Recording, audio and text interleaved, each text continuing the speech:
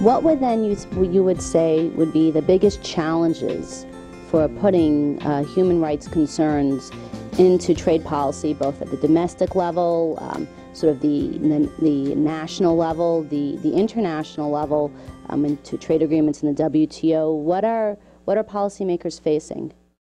That's such a good question, and I think it stems from the larger issues that most people don't know what trade agreements do. They think they free trade. And I guess I feel like I've spent my life explaining that trade agreements don't free trade at all. That is a side effect. They regulate how and when governments can use tools of protection.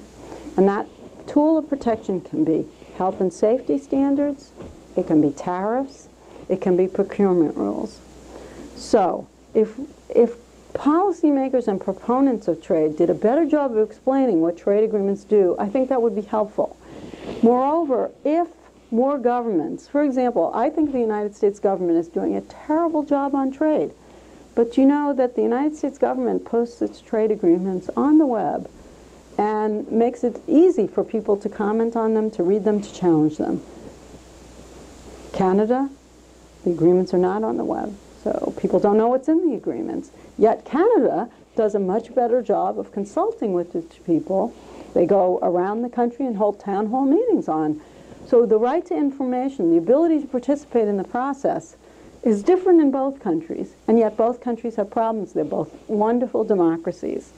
So I think making the trade policy-making process more democratic would be very, very helpful, whether the country is El Salvador, whether the country is the United States.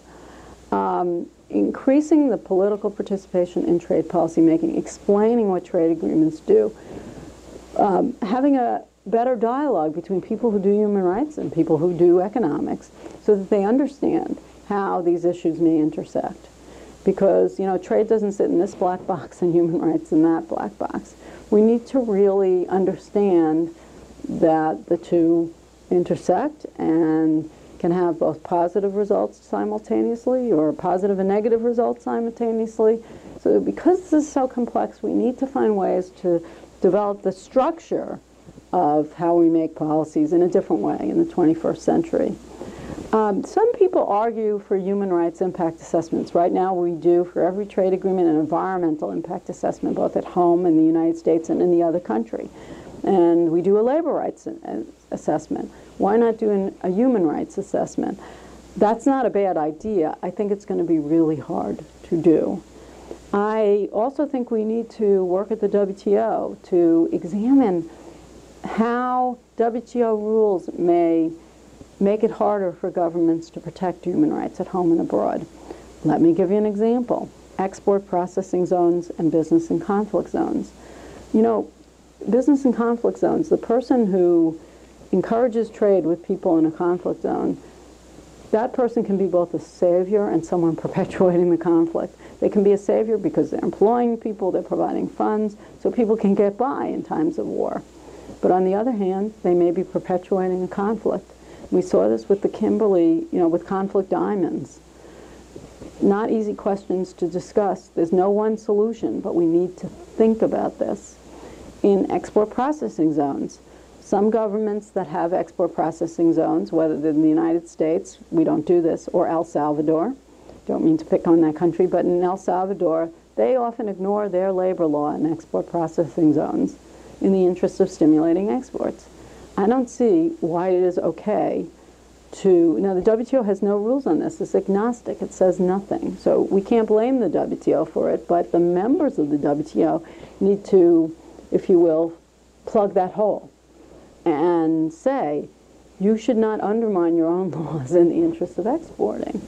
To me, that's the subject of my new book, and that is the trade issue that we haven't yet come to wrestle with. How do you deal with countries with inadequate governance? More and more trade is coming from nations where the rule of law is inadequate. What do you do about that? Whether it's human rights, environmental law, you can't force a government to enforce its own law, but it shouldn't benefit in trade from the failure to do so. We as a society, humankind, we have to figure out a solution to that. Because I don't want to purchase clothes or DVDs from countries where human rights are abused. I don't want human rights to be abused in the production of that good of service. And yet, we don't know how to address that. So we all need to know more, and it's up to students, I think, to demand that, young people.